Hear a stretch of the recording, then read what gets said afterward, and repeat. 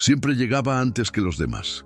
Ese martes, el reloj de su muñeca marcaba las 5:45 a.m., cuando su BMW se deslizó silenciosamente en el aparcamiento privado de la parte trasera del Aurum.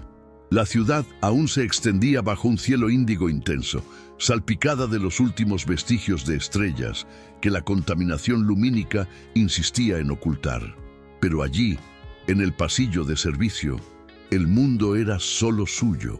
El aire frío del amanecer era puro, limpio, un preludio de la esterilidad controlada que cultivaba al otro lado de la puerta metálica. Metió la llave y el sonido del pesado mecanismo girando fue para él el primer acorde de una sinfonía que solo terminaría alrededor de la medianoche. El silencio de la cocina era casi sagrado, una entidad viva rota solo por el zumbido constante y armonioso de los refrigeradores de última generación y el suave murmullo del sistema de ventilación, un sonido que para él era como la respiración de un gigante dormido, un golem de acero y tecnología a su servicio.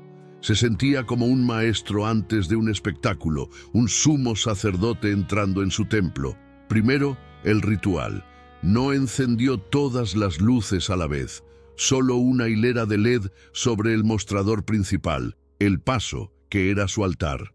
La luz fría y azulada bañaba el acero inoxidable y pasó las yemas de los dedos por la superficie, sintiendo la perfección lisa y uniforme del metal, frío como el mármol de una cripta. Cada superficie reflejaba la luz difusamente, transformando el espacio en un santuario de potencial. Este lugar era más que una cocina, era el escenario donde su genio se manifestaba, un laboratorio donde la alquimia transformaba ingredientes crudos, la materia muerta de la tierra y el mar, en emociones comestibles, en recuerdos que se alojarían en los paladares de sus clientes durante años. Creía en esto con una fe inquebrantable. La primera estrella, Michelin, ya no era un sueño lejano. Podía sentirla, casi tocarla en el aire. Era, en su mente, una certeza matemática, una consecuencia inevitable de su férrea disciplina y su visión inquebrantable. Todo lo que tenía que hacer era seguir ofreciendo la perfección absoluta que se exigía a sí mismo, y por extensión, a cada alma que entraba por esa puerta para trabajar. En su mente, no era solo un chef. Era un artista al borde del reconocimiento mundial, un visionario cuyas creaciones trascendían el mero acto de alimentar. Era Antoine Dubois, y su nombre pronto sería susurrado con la misma reverencia que se otorga a los grandes maestros de la pintura o la música. Cada olla de cobre colgada, pulida hasta un brillo cegador, cada cuchillo japonés en su soporte magnético, con su filo preciso y mortal, era una extensión de su propia voluntad, herramientas de un arte que pocos entendían y aún menos eran capaces de ejecutar. El mundo exterior era un caos de imperfección y mediocridad. Aquí dentro, él era Dios. Su primer espresso del día formaba parte de su ritual matutino. La máquina, una La Marzocco que costaba lo mismo que un coche pequeño, silbó y extrajo un líquido oscuro, espeso y aromático, fuerte y sin azúcar, como él creía que debía afrontarse la vida. Mientras el calor de la pequeña taza de porcelana le calentaba las manos, se permitió un breve e insólito momento de autosatisfacción, reclinándose contra el mostrador y observando su reino silencioso.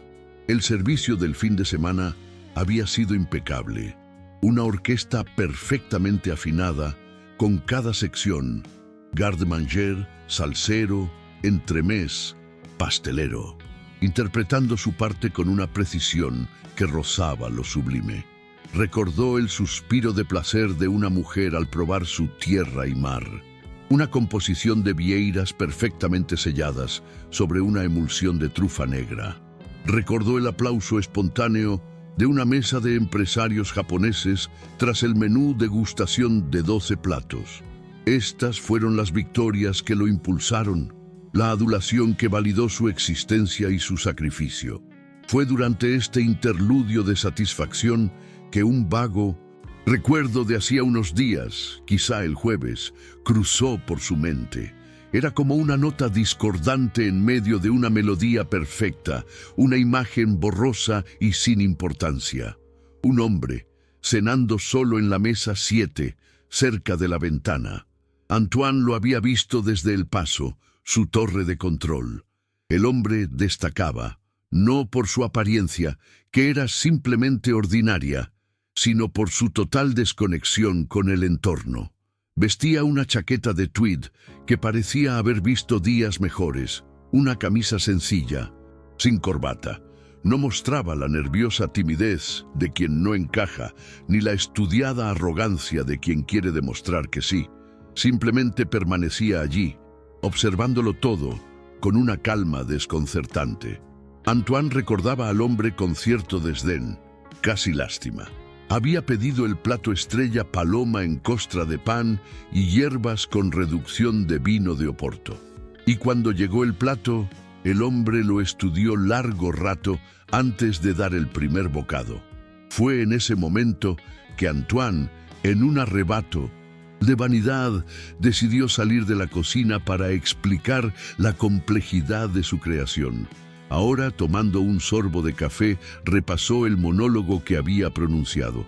Habló de la técnica de cocción al vacío para asegurar la jugosidad de la paloma, la fermentación de 48 horas de la masa de pan, el origen de las hierbas de su huerto privado y la reducción que tardó 3 días en alcanzar su consistencia perfecta.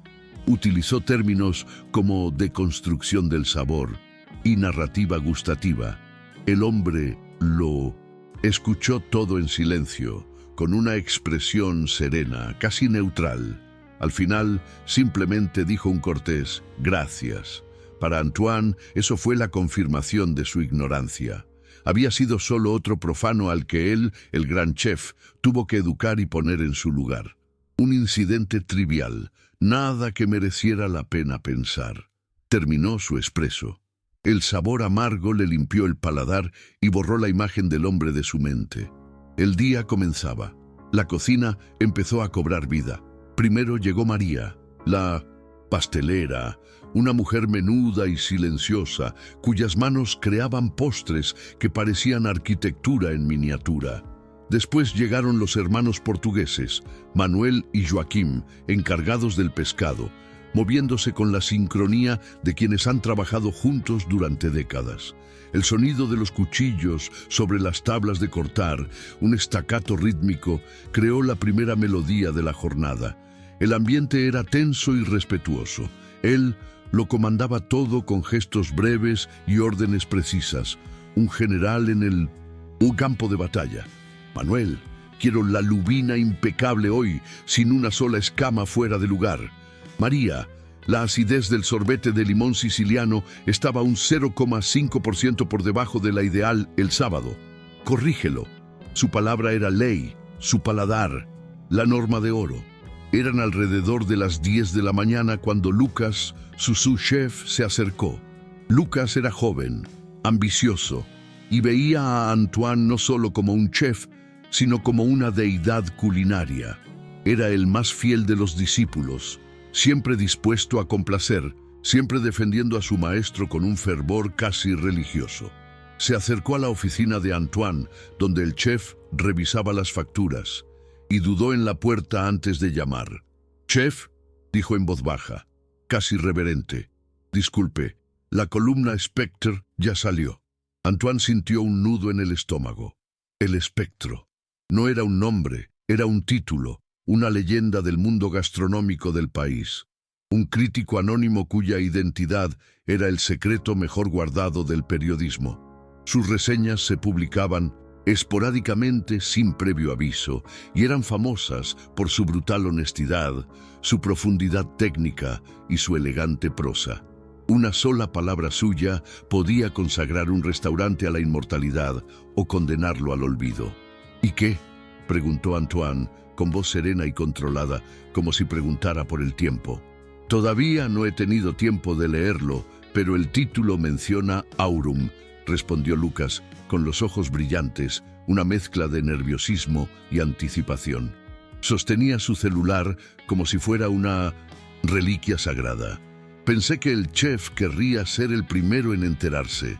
Antoine simplemente asintió, fingiendo una calma que no sentía, una genuina indiferencia. Gracias, Lucas. Vuelve al trabajo. Dile a Joaquín que no olvide comprobar la temperatura del aceite de tempura.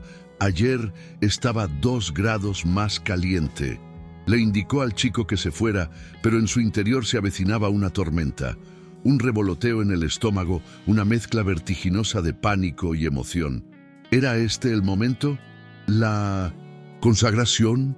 ¿El reconocimiento que tanto ansiaba, proveniente de la única voz que realmente importaba? La serpiente de esperanza y miedo se enroscaba en su pecho, cortándole la respiración.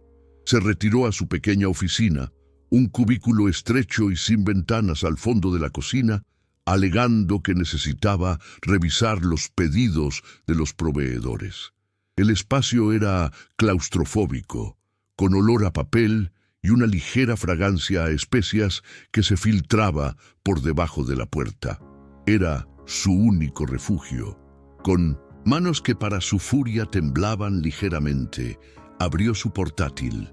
La lentitud con la que cargaba el sistema operativo le parecía una tortura deliberada. Escribió la dirección web del periódico, con el corazón latiéndole con fuerza, un redoble que anunciaba una coronación o una ejecución. La página de inicio cargó, y allí estaba, en un lugar destacado. El titular saltó de la pantalla, golpeándolo no como un puñetazo, sino como un cuchillo de hielo en el estómago, dando vueltas y vueltas. Aurum, donde la arrogancia es el plato principal. El aire parecía enrarecerse, denso y pesado. Por un instante pensó que era un error, una broma de mal gusto. Parpadeó, pero las crueles letras negras permanecieron. La arrogancia, no la comida, ni el servicio, ni la decoración, la arrogancia. Su característica más intrínseca, la armadura que usaba a diario, ahora expuesta como el ingrediente principal de su restaurante. Empezó a leer, sus ojos recorriendo las líneas con desesperada urgencia. El texto comenzaba con elogios a la belleza del comedor, la eficiencia del servicio de aparcacoches, la elegancia de la decoración. Eran elogios fríos y clínicos, como la preparación de un cirujano antes de la primera incisión. Entonces el crítico llegó a su plato estrella. Y fue entonces cuando su mundo, ese mundo perfectamente construido de certezas y autoadmiración, empezó a desmoronarse. El texto describía el plato con precisión poética, pero luego la navaja.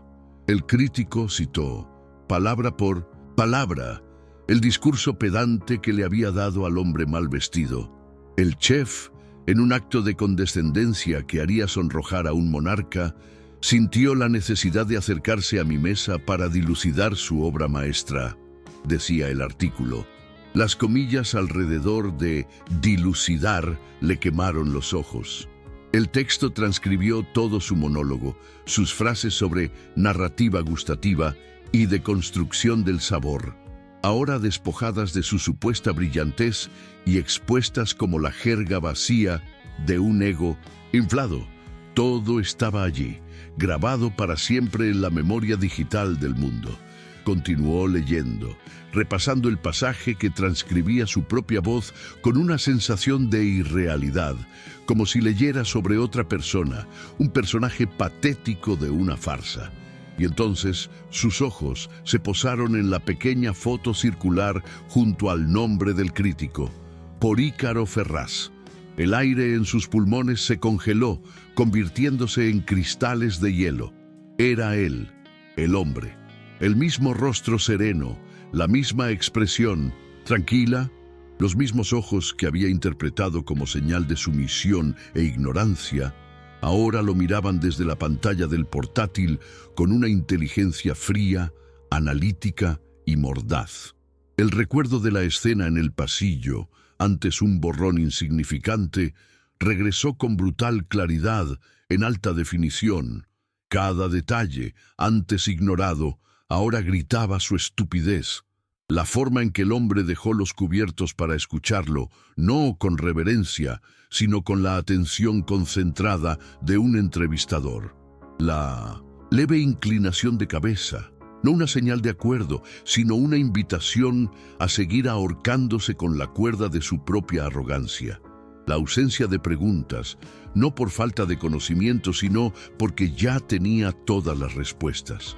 Cada segundo de ese monólogo que pronunció no era para un público ignorante, sino para un juez que anotaba mentalmente cada palabra para la ejecución que vendría después.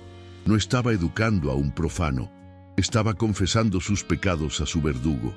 La comprensión lo golpeó con la fuerza de un trauma físico, dejándolo sin aliento, con un sudor frío corriendo por su frente.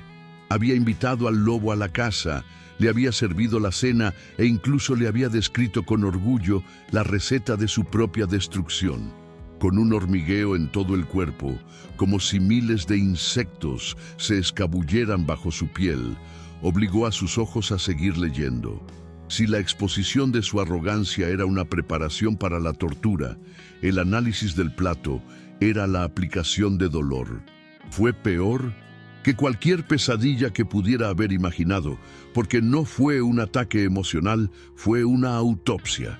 El crítico deconstruyó su creación con la precisión de un cirujano forense, usando el lenguaje técnico de Antoine en su contra como un bisturí afilado. La masa que envolvía el pichón, supuestamente la cumbre de la técnica del paté en croûte, resultó estar pastosa en la base, un error fundamental en el control de la humedad que demuestra un fallo en la gestión de la temperatura del horno o, más probablemente, un reposo inadecuado de la pieza antes de servir, decía una línea, y Antoine sintió que se le iba la cara al recordar que, ese jueves por la noche, la cocina había sido un caos y que había preparado el plato a toda prisa para la mesa 7. Continuó leyendo. Cada palabra era un nuevo clavo en su ataúd. El crítico describió la salsa, su mayor orgullo, la reducción de vino de Oporto y especias que tardó 72 horas en elaborar, como una reducción excesivamente caramelizada, cuyo sutil amargor quemado, fruto de una reacción de Maillard llevada más allá de su punto ideal, intentaba pasar por complejidad, pero solo delataba descuido, o peor aún, un paladar que ya no distingue entre la finura y el error. No era una opinión, era un hecho. Eran verdades técnicas que él, en el fondo, en lo más honesto y aterrado de su ser, sabía irrefutables. Continuó describiendo el punto de cocción de la paloma como ligeramente pasado de su rosado ideal, sacrificando la suculencia por la seguridad, un pecado para una ave de caza tan delicada. Cada frase era un golpe quirúrgico que diseccionaba no solo su comida, sino también su identidad profesional, exponiendo las pequeñas grietas en su fachada de perfección a la vista de todo el mundo. El crítico no solo decía que la comida era mala, explicaba científicamente por qué lo era, aniquilando cualquier posibilidad de defensa o disputa. El artículo terminaba con una frase que selló su destino. En Aurum pagas el precio de una experiencia de 3 estrellas, pero recibes la técnica de un chef talentoso que se ha ahogado en su propio ego. El plato principal, al final, no es la paloma, sino la arrogancia incomible de su creador. Se quedó allí, paralizado, leyendo y releyendo las mismas frases, mientras el mundo que conocía, el imperio que había construido, se disolvía en píxeles en la pantalla de un portátil. Las palabras danzaban, perdiendo su significado, convirtiéndose en meros símbolos de su ruina. Lo que lo despertó de aquel letargo no fue un sonido, sino una vibración. Su teléfono, olvidado sobre la mesa, empezó a temblar con una insistencia frenética. La pantalla se iluminó sin parar, Una cascada de notificaciones descendiendo más rápido de lo que podía leer. Correos del sistema de reservas con el asunto cancelación. Menciones en Instagram, donde la foto de su plato estrella ahora iba acompañada de comentarios venenosos y emojis de vómito. Mensajes de conocidos, otros chefs, proveedores, con un "Loon, vi la reseña, lo siento", o peor aún, un silencio ensordecedor. La reseña no solo estaba en línea, se había vuelto viral. Personas que nunca habían oído hablar de Aurum ahora compartían el artículo en sus redes sociales, comentando con un placer sádico, un deleite colectivo por la caída del arrogante chef. Schadenfreude digital, en estado puro. Cada vibración del dispositivo era como un clavo clavado en su ataúd profesional, una confirmación pública e ineludible de su humillación. Intentó apagar el dispositivo, pero sus dedos eran torpes y terminó abriendo una de las notificaciones. Era un enlace a un portal de chismes con el titular "Chef estrella es destruido por el crítico The Spectre". La palabra destruido estaba en mayúsculas. Sintió una oleada de náuseas. Entonces un nuevo sonido se unió a la sinfonía de su desgracia. El teléfono fijo del restaurante, el de reservas, empezó a sonar. El sonido estridente y anticuado resonó en su oficina como la alarma de incendios de un submarino. Aún no había llegado nadie de recepción. El teléfono seguía sonando insistente. Sabía que no debía, pero un impulso masoquista lo guiaba. Contestó con la mano sudorosa y fría sobre el auricular. "Aurum", dijo, pero su voz salió como un susurro ronco e irreconocible, el sonido de cristales rotos. Al otro lado de la línea, una secretaria formal y apresurada, que no se molestó en presentarse, anunció: "Llamo para cancelar la reserva de la junta directiva del banco. Aureus para esta noche, mesa para 8. Era la reserva más importante de la noche, quizá de la semana. No necesitó preguntar por qué. El silencio que siguió al clic del teléfono al colgar fue más fuerte y aterrador que cualquier grito que pudiera haber lanzado. Y entonces el teléfono volvió a sonar. Y otra vez, y otra vez. Tuvo que salir de la oficina. Estar allí era como estar en su propio ataúd. Recuperó la compostura que le quedaba, enderezó los hombros en un reflejo condicionado de autoridad y abrió la puerta, entrando en el corazón de la cocina. El efecto fue instantáneo. El ruido cesó. El ritmo frenético de la preparación para el servicio, que normalmente lo llenaba de orgullo paternal, había sido reemplazado por un silencio pesado, denso e incómodo. El sonido de un cuchillo cayendo al suelo resonó como un disparo. Sus cocineros, antaño una extensión de su voluntad, un ejército que se movía al unísono bajo su mando, ahora lo miraban de reojo. Vio a Lucas en un rincón, con el móvil en la mano y el rostro pálido. Vio a María paralizada, con una manga pastelera en la mano, olvidando el merengue. Vio a los hermanos portugueses susurrándose en voz baja, deteniéndose bruscamente cuando los miraba. Nadie se atrevía a hablarle, pero todos lo sabían. La noticia se había extendido por la cocina con la velocidad de una plaga. La jerarquía que había construido con mano de hierro, basada en el miedo, la admiración y una búsqueda incesante de la perfección, se había derrumbado en cuestión de horas. Ya no era el general, el maestro, el dios. Era solo un hombre desnudo, expuesto entre sus subordinados.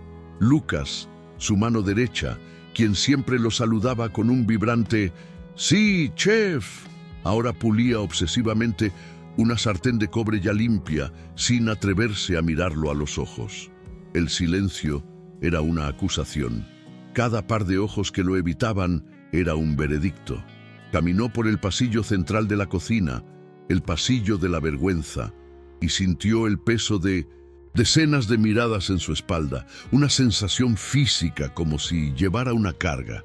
El olor de su propia cocina, que antes lo embriagaba, ahora parecía sofocante. Capítulo 9. Contabilización del fracaso. El teléfono de recepción no dejaba de sonar.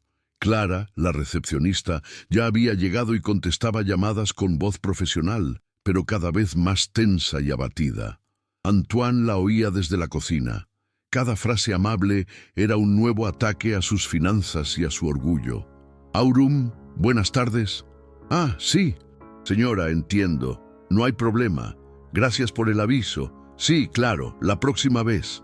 Cada próxima vez era una mentira que ambas partes sabían que era mentira. No habría una próxima vez. Echó un vistazo a los mostradores de preparación. Vio los delicados filetes de lubina, translúcidos, perfectamente porcionados, sobre una cama de hielo. Vio las trufas negras frescas que habían llegado esa mañana desde Italia, su aroma terroso impregnando el aire. Cada gramo valía una fortuna. Vio las verduras de forma perfecta, los espárragos pelados, los tomates cherry blanqueados y pelados, cada uno un testimonio de horas de trabajo meticuloso. Todo ello, el coste de los ingredientes, el trabajo de su equipo, su dedicación y sudor, era para una sala que estaría vacía.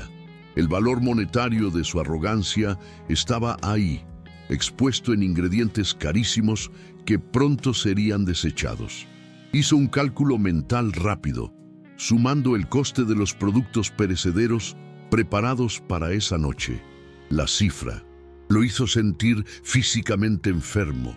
Era una pérdida colosal, una hemorragia financiera que él mismo se había buscado. No supo cuánto tiempo permaneció allí con la mirada perdida, como un general que contabiliza las bajas de una batalla perdida, cuando el timbre de su móvil lo sobresaltó. Era una melodía clásica, algo que había considerado sofisticado, pero que ahora sonaba fúnebre. El nombre que destellaba en la pantalla le heló la sangre y lo convirtió en polvo en las venas.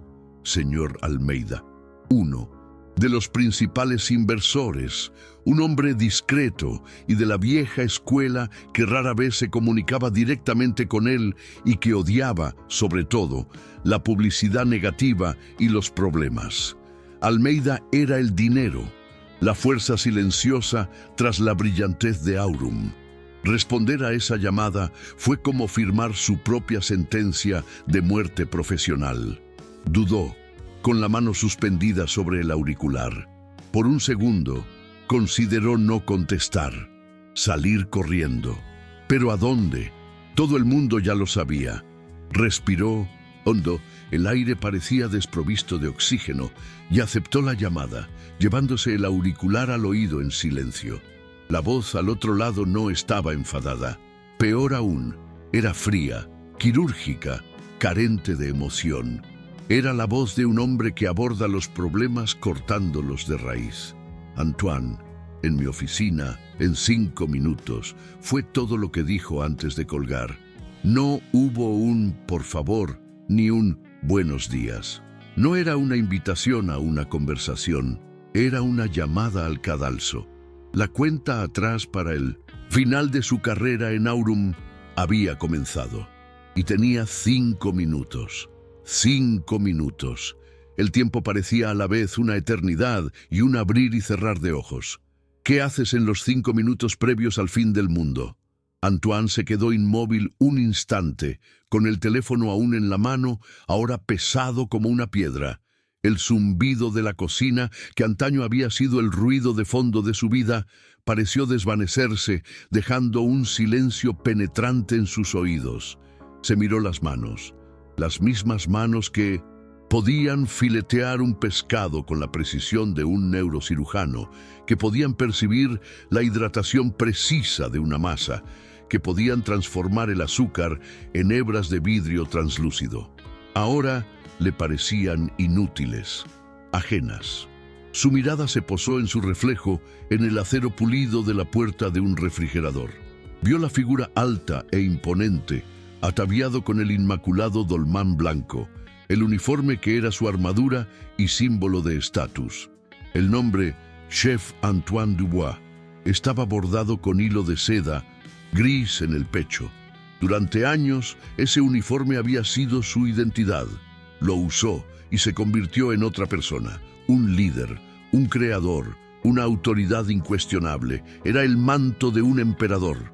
Pero ahora, al mirarse en el espejo, solo veía una fantasía, un cascarón vacío. El hombre interior se derrumbaba. Lentamente, como un sacerdote en un ritual de desinvestidura, comenzó a desabrochar el dolmán. Sus dedos, habitualmente tan ágiles, eran lentos y torpes. Cada botón de tela que pasaba por la casa era un pequeño acto de rendición.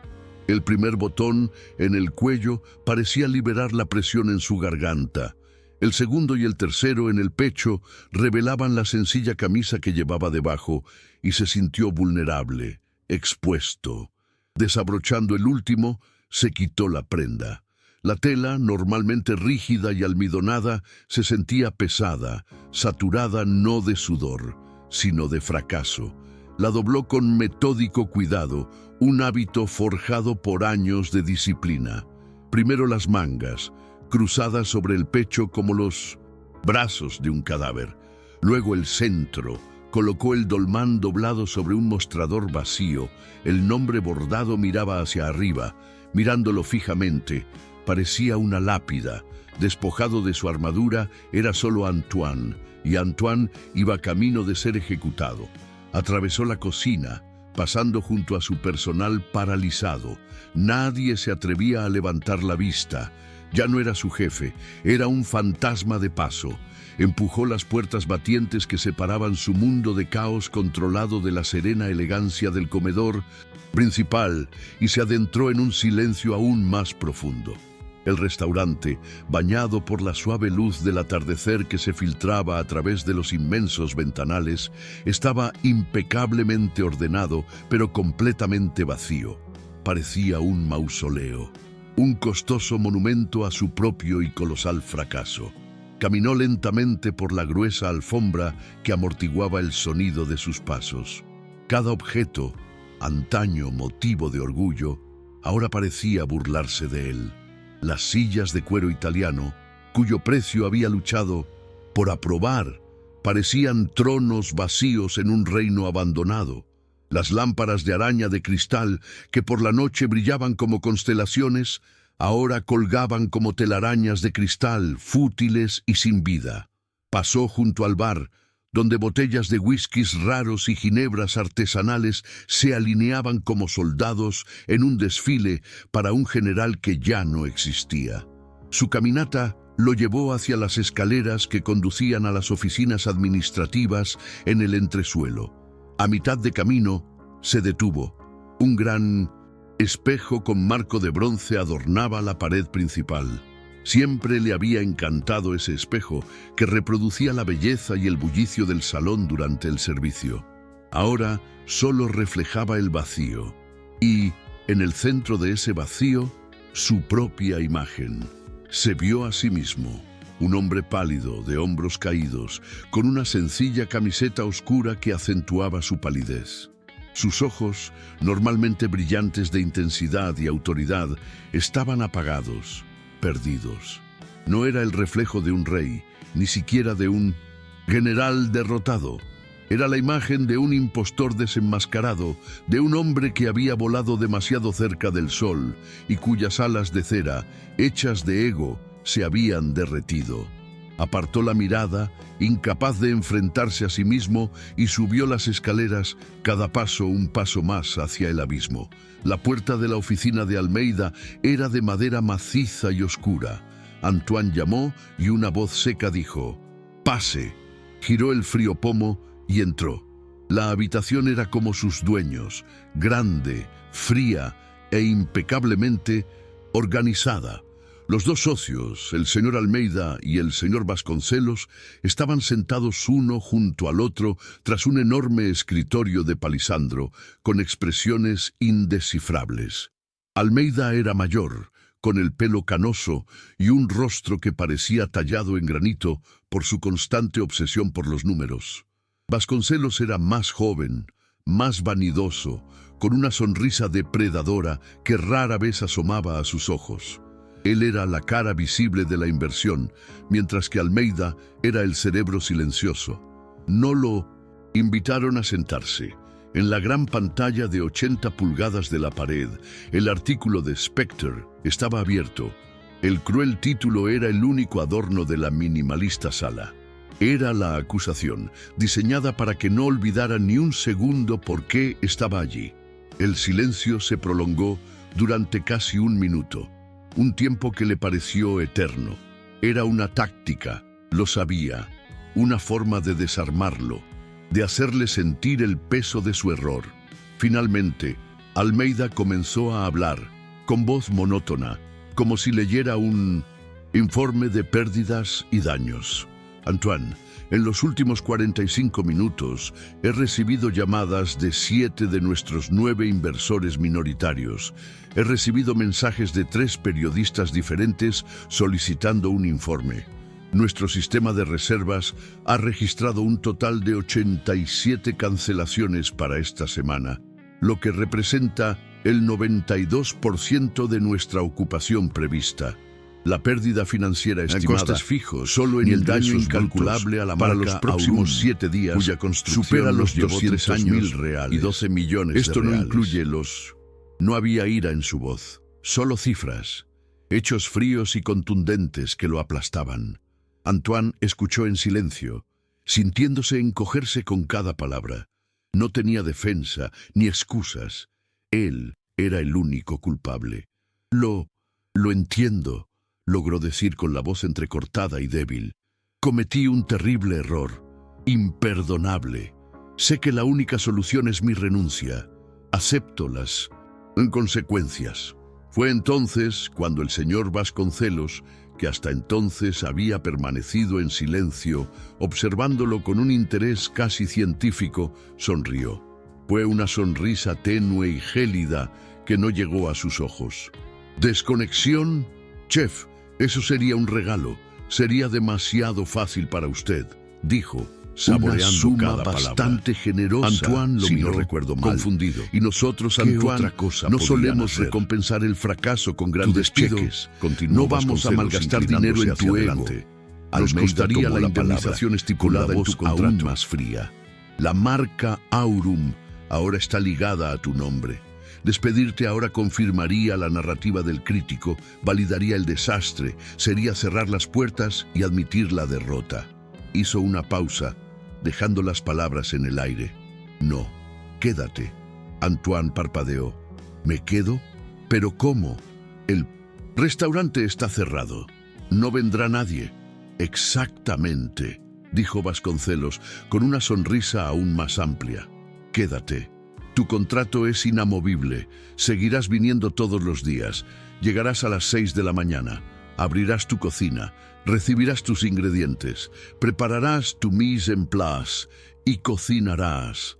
Con la pequeña, minúscula diferencia de que lo harás en el vacío. Olerás tu fracaso latente a fuego lento todos los días.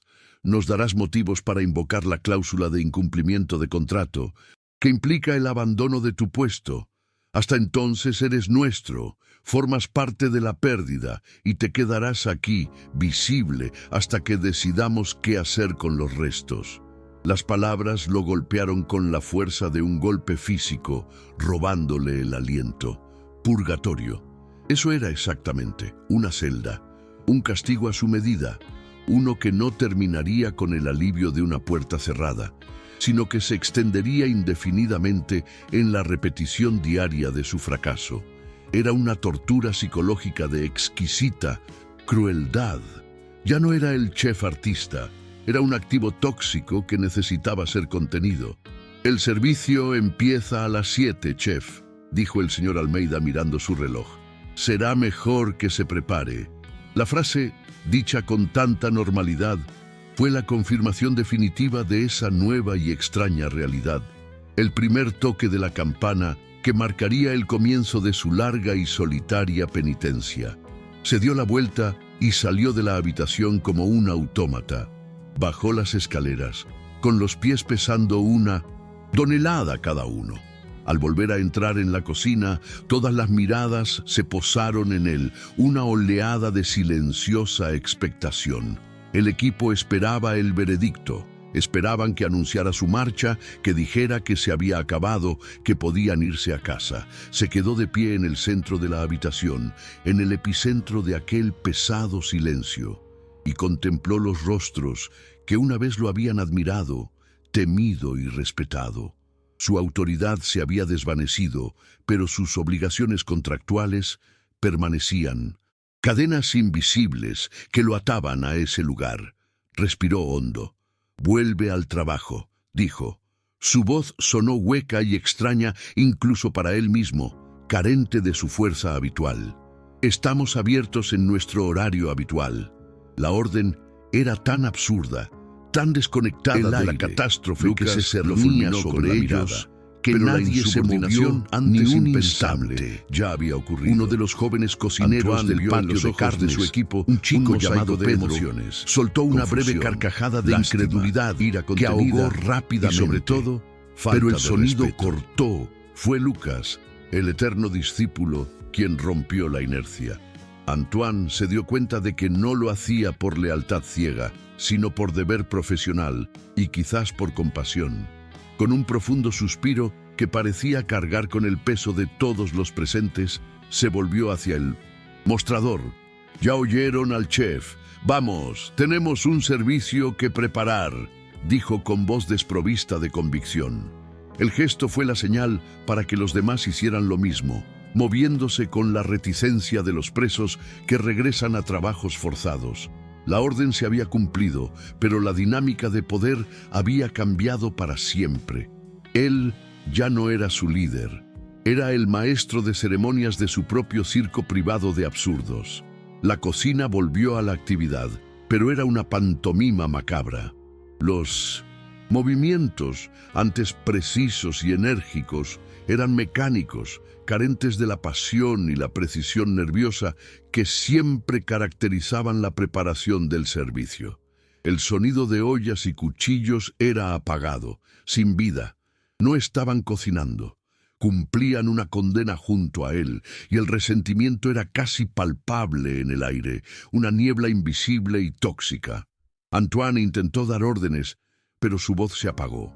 «Revisa el sazón del consomé», dijo, pero la frase sonó más a sugerencia que a orden. Observó la escena desde su posición elevada en el paso. Vio a María preparando delicadas tejas de azúcar que nadie comería, con la expresión vacía. Vio a Manuel limpiando ostras con una lentitud deliberada, casi insolente. Nadie habló, nadie sonrió. La camaradería, la adrenalina, la presión compartida que une a un equipo de cocina de alto rendimiento habían sido reemplazadas por un silencio sepulcral, interrumpido únicamente por los sonidos metálicos del trabajo. Era la banda sonora de un funeral.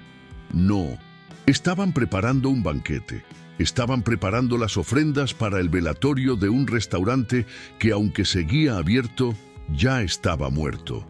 Y él, Antoine, era el cadáver insepulto, condenado a presidir su propio funeral. A las 7 en punto, las luces del comedor se atenuaron a su habitual tono ámbar íntimo. El maître, un distinguido caballero llamado Afonso, que había trabajado con Antoine desde la inauguración, se ajustó la corbata y se sentó en la entrada. Su impecable postura contrastaba marcadamente con la farsa que estaba a punto de representar. Los camareros, jóvenes y antes rebosantes de energía nerviosa, permanecieron en sus puestos, con sus uniformes inmaculados y expresiones sombrías. La recepcionista, Clara, estaba de pie ante su atril, con el libro de reservas abierto en una página completamente en blanco. Su elegante caligrafía solo incluía nombres tachados, y el silencio era absoluto, vasto, como el de una catedral sumergida. Desde su posición en el paso, el cruce entre la cocina y el comedor, Antoine podía verlo todo. Era su vista favorita. La cocina palpitando de adrenalina a sus espaldas y el comedor rebosante de vida ante él. Pero esa noche, La vista era una pesadilla.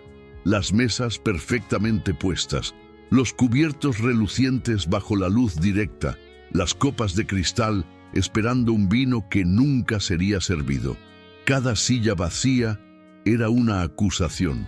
Normalmente, a esas alturas, ya estaría oyendo la primera oleada de clientes, el tintineo de las copas, el murmullo de las conversaciones, el sonido de su gloria. Esa noche, lo único que se oía era el zumbido apenas audible del aire acondicionado, un sonido que parecía amplificar el vacío. El tiempo transcurría con una lentitud insoportable. Cada minuto se arrastraba como una hora. 7:15, 7:30, 7:45. El reloj de la pared de la cocina, un gran modelo digital rojo, parecía burlarse de él, sus números cambiando con una calma exasperante. El personal de cocina permanecía en un estado de animación suspendida. La mise en place estaba lista, las salsas calientes, las guarniciones listas, todo preparado para una guerra que nunca llegaría. Se movían como fantasmas, limpiando superficies ya impecables, reorganizando los utensilios, cualquier cosa para evitar la parálisis total y el contacto visual con él. Las 8, la hora punta, llegaron y pasaron sin que un solo cliente cruzara el umbral. La hora en que Aurum normalmente estaría abarrotada. Con el comedor abarrotado y la fila de espera, se vio marcada por un silencio aún más profundo, como si la ciudad misma contuviera la respiración afuera. Antoine permaneció en su puesto en el paso, como un capitán que inspeccionaba su barco hundido en el fondo del océano. La comida, preparada con tanto esmero, comenzaba a perder su brillo bajo las luces de la calefacción. La salsa holandesa sobre los espárragos comenzó a formar una fina película. Las delicadas hojas de la microensalada comenzaron a marchitarse. Cada plato intacto, cada ingrediente que perdía su punto óptimo, era un pequeño monumento a su fracaso. Sintió las miradas de su personal en su espalda, ya no de admiración, sino de una insoportable mezcla de lástima y resentimiento. Estaban atrapados allí por su culpa, cómplices involuntarios de su humillación. Eran casi las 10 de la noche, cuando hasta la más ilusoria esperanza había muerto, cuando Lucas se acercó. Caminaba despacio, sus pasos resonando en la silenciosa cocina. Rompió el silencio que se había instalado entre ellos durante horas. No miró directamente a Antoine, manteniendo la mirada fija en un punto cualquiera de la encimera metálica. Su voz, al hablar, era baja e insegura, la de un soldado pidiendo permiso para rendirse. «Chef», preguntó. La palabra chef sonaba extraña, un título honorífico para un rey sin reino. La comida, los platos que están listos y el resto de los ingredientes. ¿Cuál es el procedimiento? La pregunta era puramente técnica, una cuestión de logística nocturna, pero el subtexto era claro. La velada había sido un desastre total y necesitaban una orden para poner fin a esta dolorosa farsa. Antoine lo miró fijamente, viendo en el rostro del chico que lo idolatraba una mezcla de lástima, vergüenza y agotamiento. Vio el reflejo de su propio fracaso en los ojos de su discípulo. Por un instante, quiso gritar, romper un plato, hacer lo que fuera para romper la apatía que lo consumía. Pero no le quedaban fuerzas para la ira. Solo había un frío vacío. «Tíralo todo, Lucas», respondió con voz débil, casi un susurro. «Todo». Lucas asintió lentamente, sin sorprenderse. «Sí, chef». La orden fue como una liberación de la tensión acumulada. El equipo comenzó a desmantelar y limpiar sus estaciones con brutal y silenciosa eficiencia. El ritual del desperdicio comenzó. Antoine observó, inmóvil, cómo kilos de su arte eran raspados de las ollas y platos a los grandes cubos de basura metálicos. La lubina perfectamente cocinada, las vieiras doradas, las delicadas terrinas, todo se mezclaba en una masa informe de costosos desechos. El sonido de los filetes cayendo en el cubo de basura era obsceno. El olor a trufas mezclado con las sobras era una profanación. Cada objeto desechado era un pedazo de su alma que se desperdiciaba. No intervino, simplemente observó, sintiendo cada pérdida como un golpe físico, hasta que los mostradores volvieron a estar vacíos y limpios, como si la comida, la esperanza, el arte, nunca hubieran existido. La limpieza terminó en tiempo récord. No hubo la camaradería cansina de una despedida normal, ni las bromas, ni los suspiros de alivio. Solo se percibía la prisa colectiva por escapar de ese ambiente tóxico.